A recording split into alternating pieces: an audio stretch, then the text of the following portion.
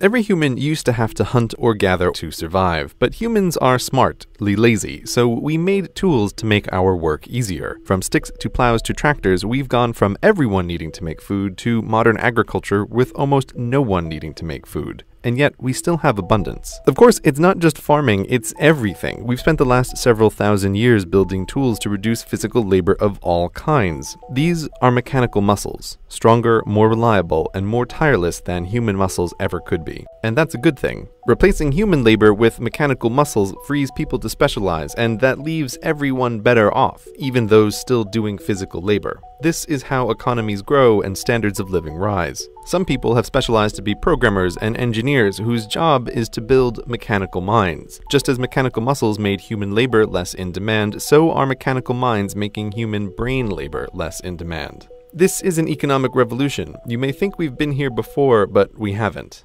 This time is different. When you think of automation, you probably think of this: giant, custom-built, expensive, efficient, but really dumb robots blind to the world and their own work. They were a scary kind of automation, but they haven't taken over the world because they're only cost-effective in narrow situations. But they're the old kind of automation. This is the new kind. Meet Baxter. Unlike these things, which require skilled operators and technicians and millions of dollars, Baxter has vision and can learn what you want him to do by watching you do it. And he costs less than the average annual salary of a human worker. Unlike his older brothers, he isn't pre-programmed for one specific job. He can do whatever work is within the reach of his arms. Baxter is what might be thought of as a general-purpose robot, and general purpose is a big deal. Think computers. They too started out as highly custom and highly expensive, but when cheap-ish general-purpose computers appeared, they quickly became vital to everything. A general-purpose computer can just as easily calculate change, or assign seats on an airplane, or play a game, or do anything just by swapping its software. And this huge demand for computers of all kinds is what makes them both more powerful and cheaper every year. Baxter today is the computer of the 1980s. He's not the apex, but the beginning. Even if Baxter is slow, his hourly cost is pennies worth of electricity, while his meat-based competition costs minimum wage. A tenth the speed is still cost-effective when it's 100th the price. And while Baxter isn't as smart as some of the other things we will talk about, he's smart enough to take over many low-skilled jobs. And we've already seen how dumber robots than Baxter can replace jobs. In new supermarkets, what used to be 30 humans is now one human overseeing 30 cashier robots. Or take the hundreds of thousands of baristas employed worldwide. There's a barista robot coming for them. Sure, maybe your guy makes the double mocha whatever just perfect and you'd never trust anyone else, but millions of people don't care and just want a decent cup of coffee. Oh, and by the way, this robot is actually a giant network of robots that remembers who you are and how you like your coffee no matter where you are. Pretty convenient. We think of technological change as the fancy new expensive stuff, but the real change comes from last decade's stuff getting cheaper and faster. That's what's happening to robots now. And because their mechanical minds are capable of decision-making, they are out-competing humans for jobs in a way no pure mechanical muscle ever could.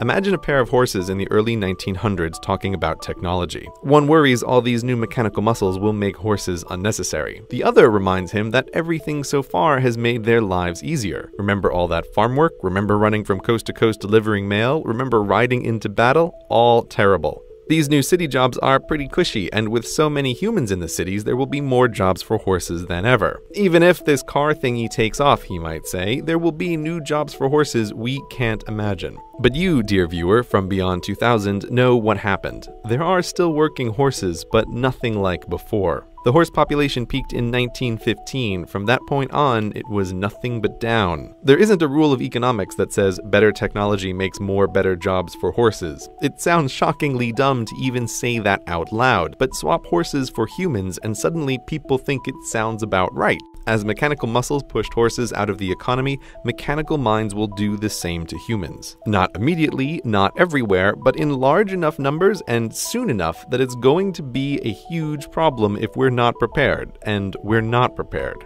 You, like the second horse, may look at the state of technology now and think it can't possibly replace your job, but technology gets better, cheaper, and faster at a rate biology can't match.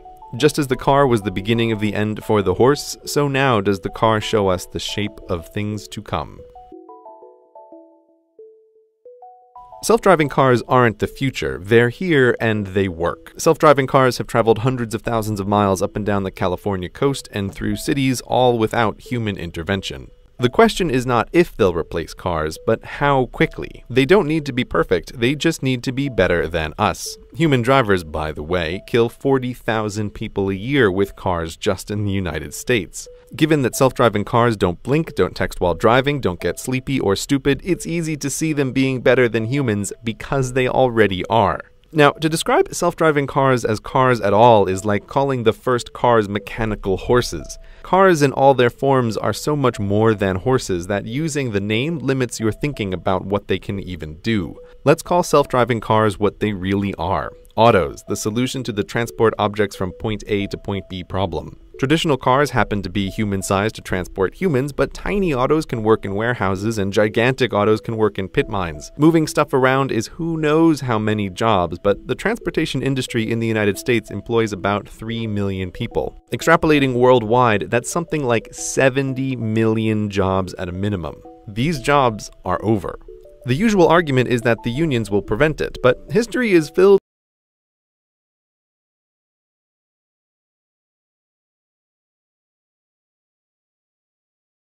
across wildly diverse industries to adopt autos. For many transportation companies, humans are about a third their total costs. That's just the straight salaries. Humans sleeping in their long-haul trucks cost time and money, accidents cost money, carelessness costs money. If you think insurance companies will be against it, guess what? Their perfect driver is one who pays their small premiums and never gets into an accident. The autos are coming, and they're the first place where most people will really see the robots changing society. But there are many other places in the economy where the same thing is happening, just less visibly. So it goes with autos, so it goes for everything.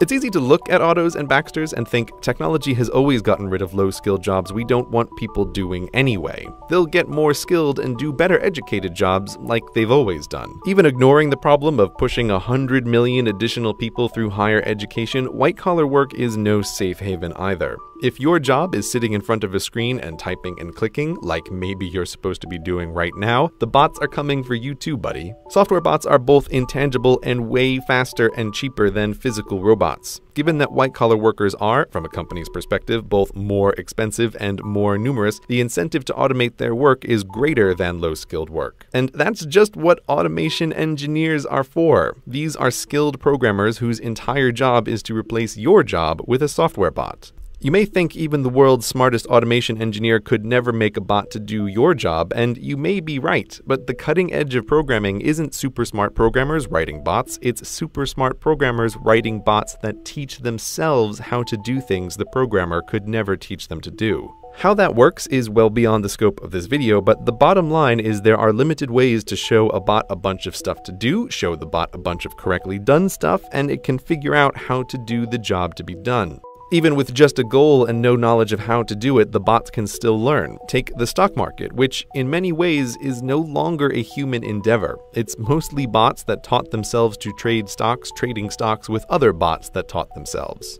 As a result, the floor of the New York Stock Exchange isn't filled with traders doing their day jobs anymore. It's largely a TV set. So bots have learned the market and bots have learned to write.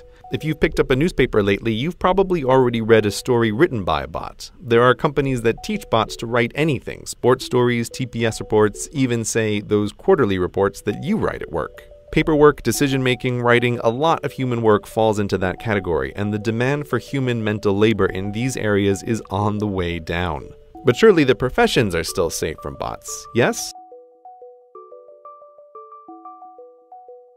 When you think lawyer, it's easy to think of trials, but the bulk of lawyering is actually drafting legal documents, predicting the likely outcome and impact of lawsuits, and something called discovery, which is where boxes of paperwork gets dumped on the lawyers and they need to find the pattern or the one out-of-place transaction among it all. This can be bot work. Discovery, in particular, is already not a human job in many law firms. Not because there isn't paperwork to go through, there's more of it than ever, but because clever research bots shift through millions of emails and memos and accounts in hours, not weeks, crushing human researchers in terms of not just cost and time, but most importantly, accuracy.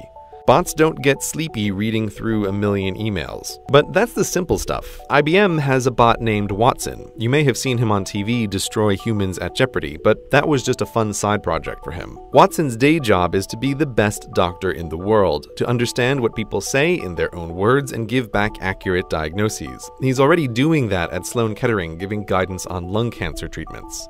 Just as autos don't need to be perfect, they just need to make fewer mistakes than humans, the same goes for doctor bots. Human doctors are by no means perfect. The frequency and severity of misdiagnoses are terrifying, and human doctors are severely limited in dealing with a human's complicated medical history.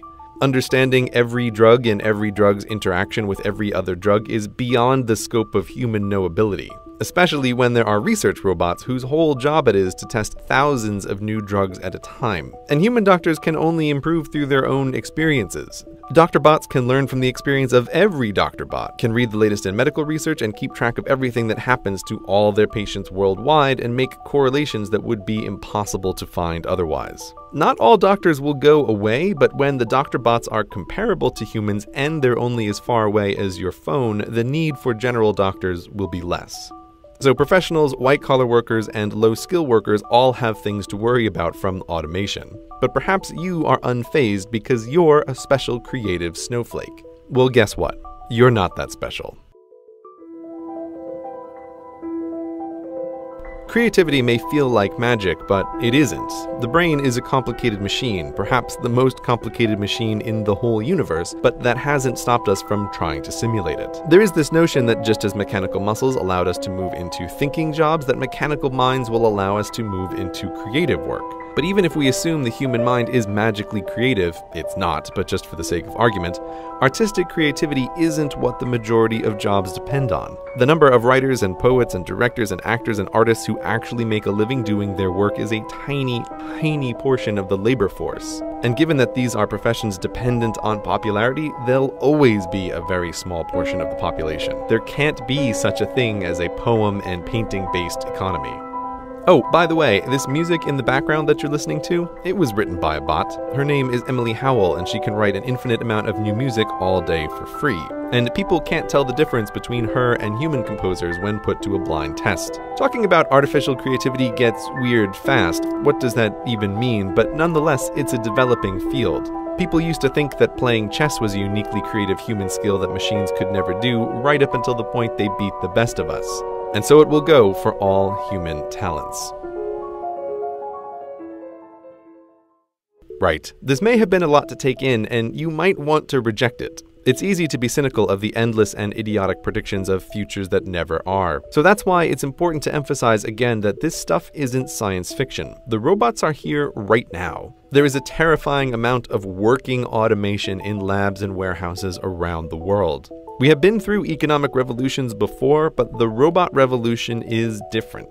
Horses aren't unemployed now because they got lazy as a species, they're unemployable. There's little work that a horse can do to pay for its housing and hay. And many bright, perfectly capable humans will find themselves the new horse, unemployable through no fault of their own. But if you still think new jobs will save us, here is one final point to consider. The US Census in 1776 tracked only a few kinds of jobs. Now, there are hundreds of kinds of jobs, but the new ones are not a significant part of the labor force. Here's the list of jobs ranked by the number of people who perform them. It's a sobering list with the transportation industry at the top. Continuing downward, all of this work existed in some form 100 years ago, and almost all of them are easy targets for automation. Only when we get to number 33 on the list is there finally something new. Don't think that every barista or white-collar worker need lose their job before things are a problem. The unemployment rate during the Great Depression was 25%. The list above is 45% of the workforce. Just what we've talked about today, the stuff that already works, can push us over that number pretty soon. And given that even in our modern technological wonderland, new kinds of work aren't a significant portion of the economy, this is a big problem. This video isn't about how automation is bad, rather that automation is inevitable. It's a tool to produce abundance for little effort. We need to start thinking now about what to do when large sections of the population are unemployable through no fault of their own. What to do in a future where, for most jobs, humans need not apply.